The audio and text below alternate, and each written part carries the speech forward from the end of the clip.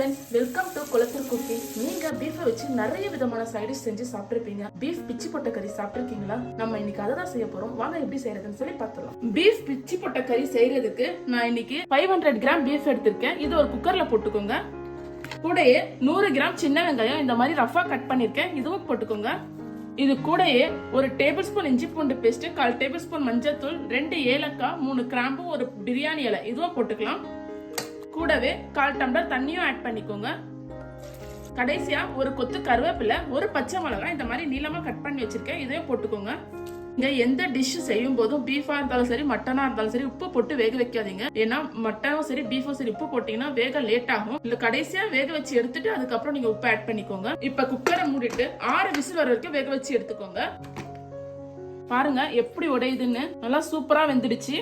இப்போ இந்த பீஃபா நம்ம ஒரு பிளேட்ல மாத்திக்கலாம்.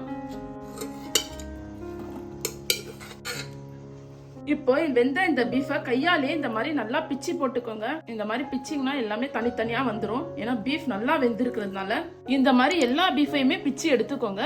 இப்ப பிச்சி போட்ட இந்த பீஃப் கூடயே 2 table spoon chicken 65 masala, 1 table spoon குழம்பு தூள், 1/4 டேபிள் ஸ்பூன் மிளகுத்தூள் இது 3ஐயும் சேர்த்துக்கோங்க. இது கூடயே 1 டேபிள் ஸ்பூன் உப்பு போட்டுக்கலாம். இப்ப இது எல்லாமே கையை வச்சு நல்லா மிக்ஸ் பண்ணி எடுத்துக்கோங்க.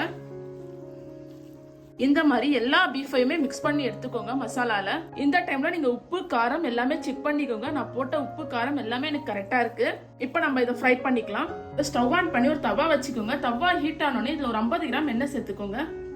இப்ப எண்ணெய் நல்லா ஹீட் ஆயிடுச்சுங்க. நம்ம ஏற்கனவே ரெடி பண்ணி வச்சிருக்க பீஃபை எண்ணெயில போட்டு ஃப்ரை பண்ணிக்கலாம். இப்படி கையில கொஞ்சமா எடுத்து அப்படியே உதிர்த்து விட்டுக்கோங்க. இப்படி எல்லா சைடுமே எண்ணெயில படுற மாதிரி உதிர்த்து விட்டுக்கோங்க.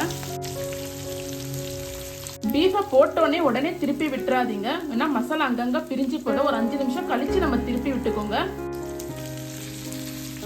பாருங்க எப்படி கலரா இருக்கு. இந்த நீங்க 5 நிமிஷம் கழிச்சு திருப்பினீங்க அப்படின்னா இந்த மாதிரி கலர்ஃபுல்லா இருக்கும். இல்லைன்னா மசாலா வந்து அங்கங்க பிரிஞ்சு போயிடும். லோ ஃபிளேம்லயே மறுபடியும் 5 நிமிஷம் வேகட்டும்.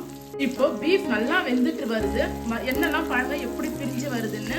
இந்த டைம்ல மறுபடியும் நம்ம நல்லா திருப்பி இந்த மாதிரி இது பண்ணிக்கோங்க. இப்ப பிச்சி போட்ட பீஃப் ஃப்ரை ரெடி ஆயிடுச்சு. இதுல கடைசியா கொஞ்சம் கொத்தமல்லி கருவேப்பிலை தூவி இறக்கிக்கலாம். பிச்சி போட்ட பீஃப் ஃப்ரை சூப்பரா ரெடி ஆயிடுச்சுங்க. இது சாம்பார் சாதம், ரசம் சாதம் எல்லாத்துக்குமே சூப்பரா இருக்கும். நார்மல் நீங்க ஒயிட் ரைஸ்ல கூட இதை பிசைஞ்சு சாப்பிடலாம். அவ்வளோ டேஸ்டியா இருக்கும். உங்க வீட்டுல இருக்க குழந்தைகள் இருந்து பெரியவங்க வரைக்கும் எல்லாரும் விரும்பி சாப்பிடுவாங்க. நீங்களும் இதே மாதிரி செஞ்சு பார்த்துட்டு எப்படி வந்துச்சுன்னு சொல்லி கமெண்ட்ல சொல்லுங்க. மறக்காம நம்ம சேனலை சப்ஸ்கிரைப் பண்ணிடுங்க. தேங்க்யூ.